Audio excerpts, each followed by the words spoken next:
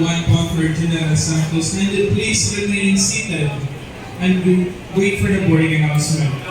Once again, pinapag-usapan po ang mga palatili muna ang umubo at magantay sa anunsyo. Maraming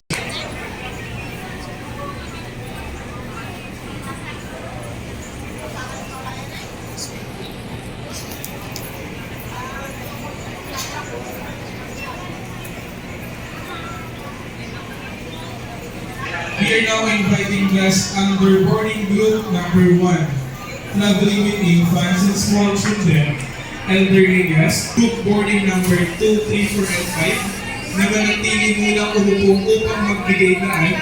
7, if you are ready for the aircraft now, release 1, 3, 4.